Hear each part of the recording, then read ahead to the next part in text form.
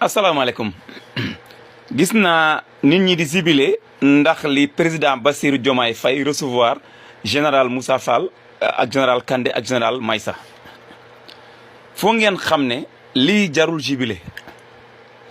parce que Diomaye Faye dafa xamuloon kan mooy Ousmane Sonko exactement Diomaye Faye ba mu nekkee président léegi la xam kan mooy exactement Ousmane Sonko ban genre nit la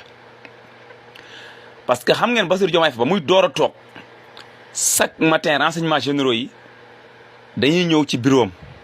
léegi da doon xool les informations les moins sensibles mu def bulletin d'info yónnee ko primature mais mujj gi Diomaye Faye da doon jot ci ay informations yu jógee ci Ousmane Sonko yoo xam ne ci Ousmane Sonko la jógee Diomaye Faye xam ne lii c'est très sensible mënu ko woon gëm mais bugg ko woon Ousmane Sonko mu dagg léegi bulletin d'info bi doon dem primature dematul xaw ma na yéen a ngi fàttaliku Ousmane Sonko génn ne li xew ci dëkk bi waa parti dañ ko war a yëg parce que boobu fekk na bulletin d'info bi doon dem primature dagg nañ ko Diomaye arrêté na ko mais renseignements généraux yi dañ doon woon Diomaye li ci Ousmane Sonko loo xam ne loxo dafa daj gémmin léegi nag am na ay renseignements yoo xam ne renseignements généraux Sénégal ñoo ko indil Diomaye loo xam ne tey Ousmane Sonko bu démissionné woon un minimum dina tëdd de 30 ans de prison parce que ça relève de la haute trahison Diomaye Faye fu mu toll nii daa dem ba ragal Ousmane Sonko Diomaye Faye daa ragal Ousmane Sonko nit ñi dañoo yaakaar ne problème coalition président Macky président kii coalition diggante xaw ma Aïda Mbodj ak Mimi Touré problème bi du foofu de ça c'est du poudre aux yeux Diomaye fu mu toll nii actuellement Diomaye daa tiit Diomaye daa am leneen lu ko soxal moo tax Diomaye du wax Diomaye xamul ko mooy Ousmane Sonko des financements occultes ay plan d'invasion de Sénégal ay plan de destruction yoo xam ne lépp ci Ousmane Sonko avec des preuves à l'appui des vidéos des écoutes téléphoniques renseignements généraux yi dañoo tegal Diomaye loo xam ne c'est da ngay teg sa loxo c'est tangible da ngay lamb daj Diomaye daa dem ba ragal Ousmane Sonko fu mu toll nii Diomaye woon Ousmane Sonko ñu toog waxtaan ceeg moom ba waxtaan ceeg moom Ousmane Sonko minimiser ko Ousmane Sonko nee ne loolu c'est du passé loolu dañ ko war a effacer dañ ko war a supprimer complètement serveur renseignements généraux yi dañoo war a changer serveur def ay serveurs yu bees fa kii rapport yëpp ñu supprimer ko Diomaye ne lii mënul nekk parce que renseignements généraux li ça relève du comment dirais-je du secret défense léegi nag Diomaye ak Ousmane Sonko déggoowuñ ci loolu Ousmane Sonko xamul lu muy def te xam na ne mënul présenter wu 2029 Ousmane Sonko xam na ne son seul plan pour blanchir boppam mooy nekk président mooy fokk mu jot ci réew mi mu détruire preuve yooyu ak rapport yoo xam ne nañ koy incriminer non seulement dina détruire preuve yi mais bu boobaa dina am ndogal boo xam ne bu ko joxee renseignements généraux yi dinañ supprimer preuve yëpp et puis même les serveurs des ordinateurs yi nekk comment dirais-je renseignements généraux yi ñu yor serveurs yëpp da koy écraser indi yeneen serveur teg fa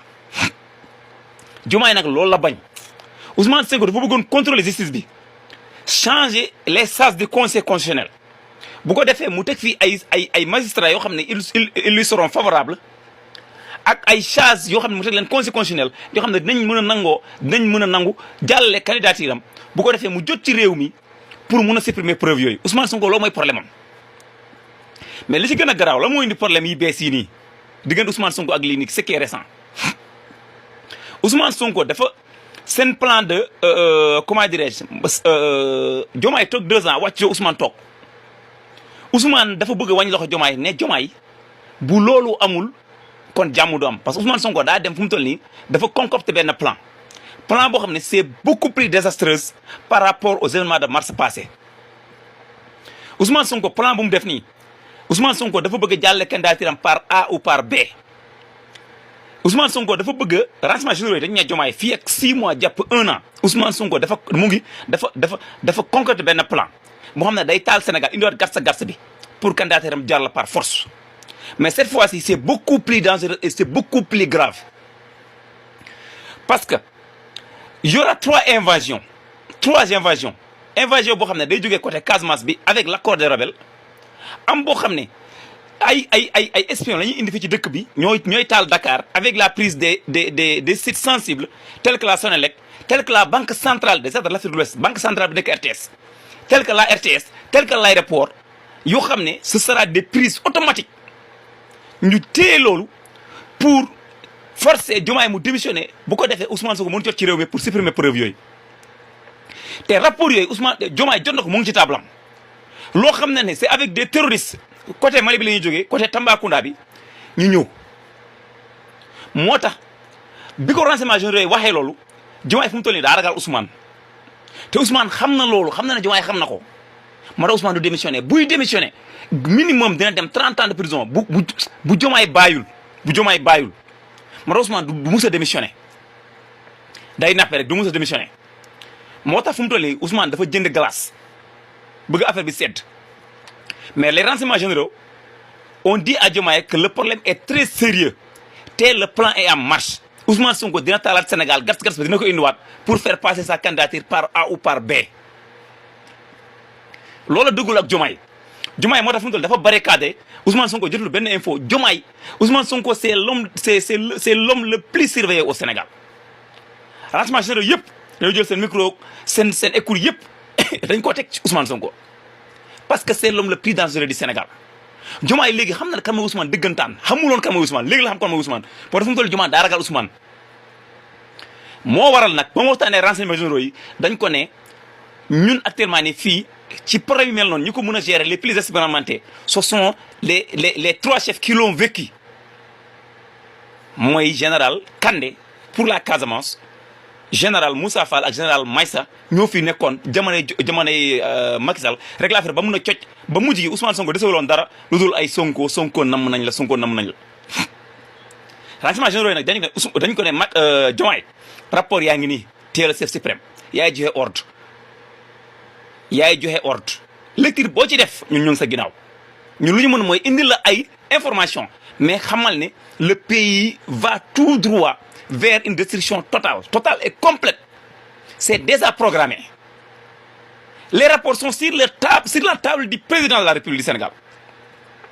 même ñi ne palais am ñi bëri xamuñu ko c'est un cercle restreint ñoo ko xam waaw am na loo xam ne président commencé na leen junjal mooy entourage am bi junjal na leen ko mais waxu leen lépp moo tax fu mu toll nii moo tax Diomaye woowaat waxuma leen dina nommer les trois généraux de mais même bu leen ne moom dina utiliser seen expérience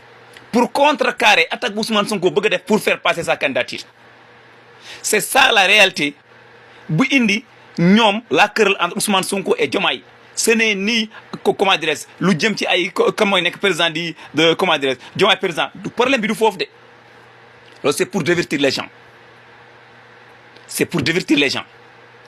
Ousmane Sonko lu mu bëggoon mooy supprimer preuve yi à tout prix Diomaye doon tempéré mais les derniers rapports sur Ousmane Sonko yii ñoo gën a révolté Diomaye parce que gis nañu Ousmane Sonko dafa bëgg a taal dëkk bi pour faire passer sa candidature par A ou par B li ci gën a garaaw ñum ci jokkool ak ñum bokkal liggéey boobu ce sont des forces occultes et très dangereuses des forces très noires et très dangereuses pour le Sénégal voilà le résumé en grosso modo li boole Ousmane Sonko ak Diomaye te fii ak kanam tuuti di ngeen ci am lu leen gën a leer parce que du ñàkk am ay informations yu fuité à bon entendeur say lañ fanaan